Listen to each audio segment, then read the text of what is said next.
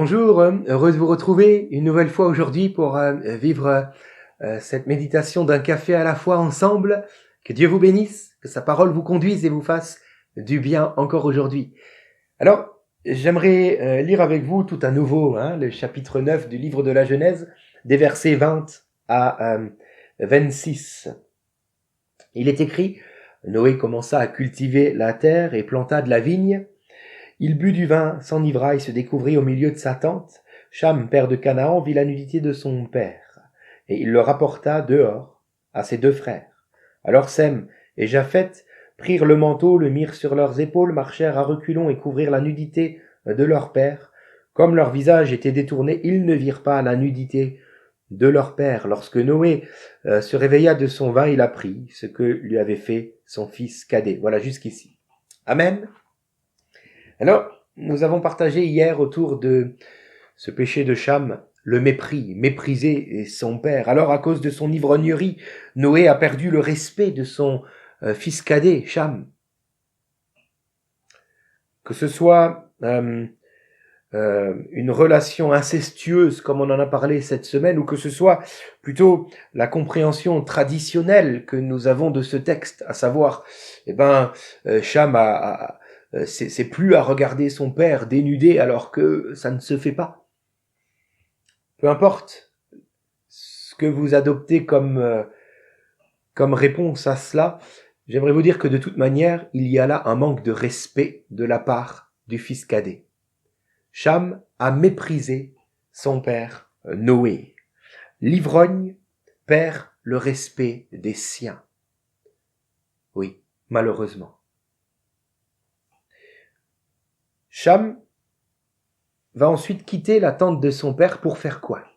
Comme on l'a lu, pour aller de suite révéler cette nudité à ses deux frères, Sem et Japheth, qui étaient là. De suite, il va venir pour leur dire, voilà ce que Noé a fait.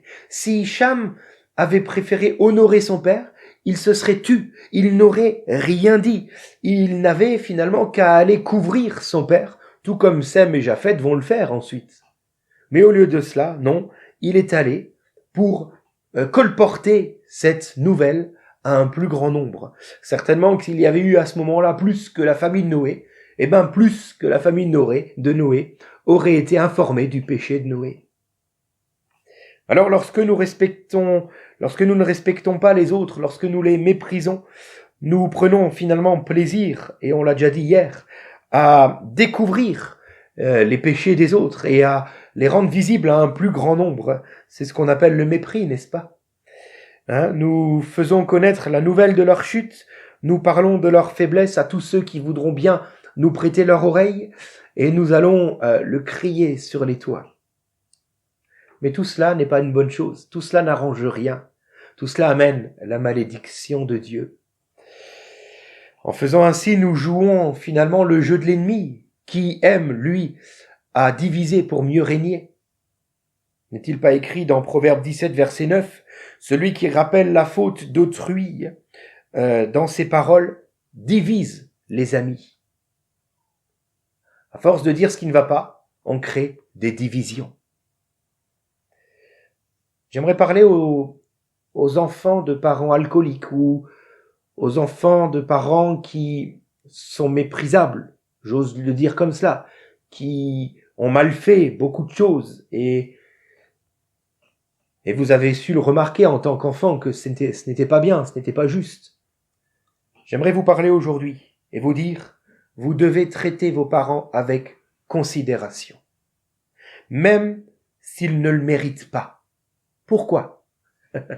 Parce que ceux qui sont placés au-dessus de nous ont reçu de Dieu l'autorité.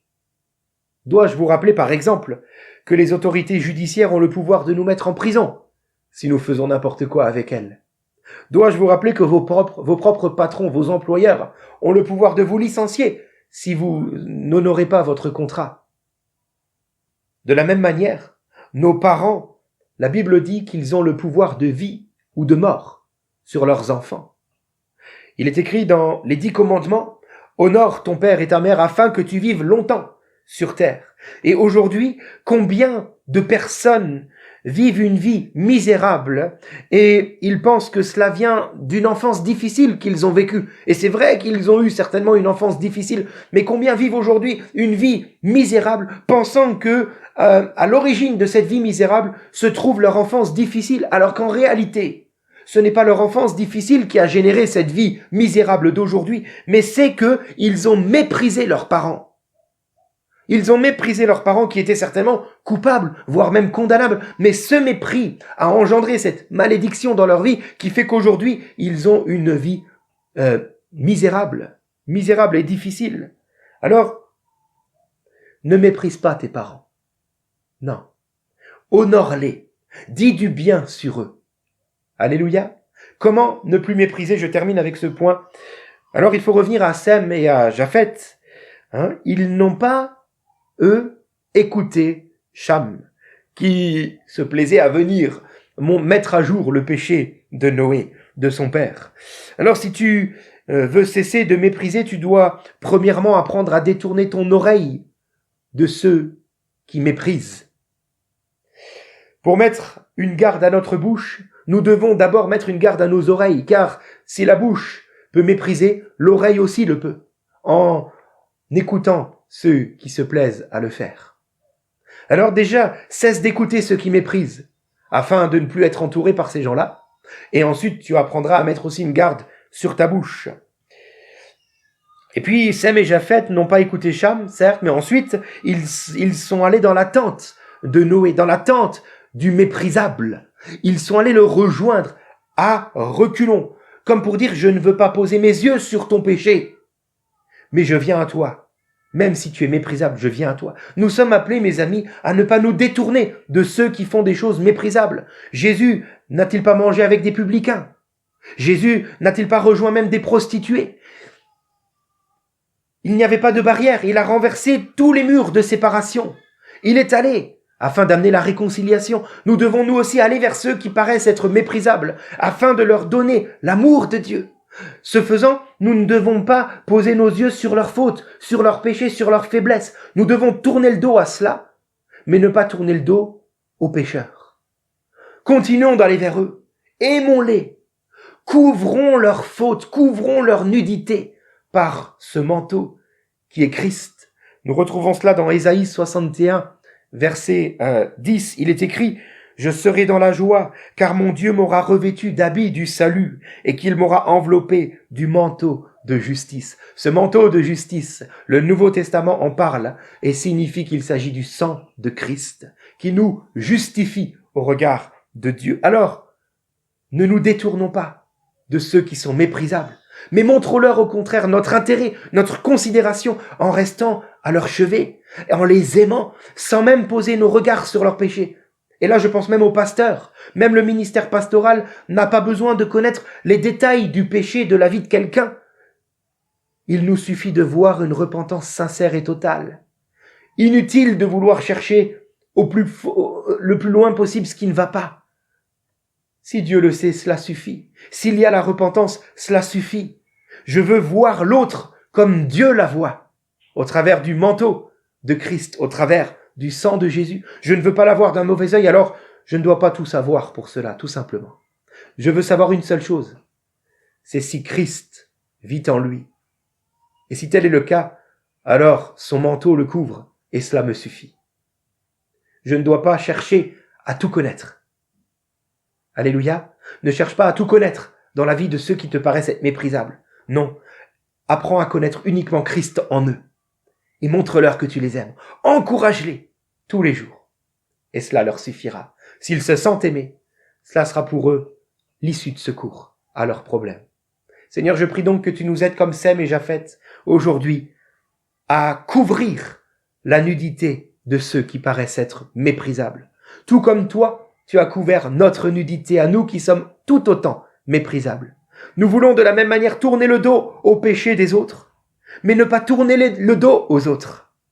Aide-nous à faire la nuance. Seigneur, nous voulons rejoindre l'autre dans sa tente afin de lui montrer ce manteau qui est Christ et qui nous lave de nos péchés. Et nous voulons ainsi couvrir l'autre de toi, Jésus. Alors donne-nous d'aller vers les autres, de ne pas les mépriser au point de nous détourner d'eux et de colporter leurs mauvaises actions à un plus grand nombre. Non, Seigneur. Au contraire, nous voulons parler en bien de ces gens et les rejoindre là où ils sont. Oh, garde-nous de nous croire supérieurs. Donne-nous de nous abaisser jusqu'à eux et de les rejoindre là où ils sont, comme toi, tu as rejoint le publicain ou la prostituée ou tant d'autres, Seigneur. Nous voulons à notre tour aimer. Seigneur, tu dis dans 1 Jean 4,7, bien-aimés, aimez-vous les uns les autres, car l'amour est de Dieu. Nous voulons faire ainsi, pour ta gloire. Amen. Voilà, je vous souhaite un très bon week-end, un très bon culte ce dimanche. Rendez-vous dans les locaux de l'église, si vous le pouvez. Et que Dieu vous bénisse. À lundi pour les cafés à la fois.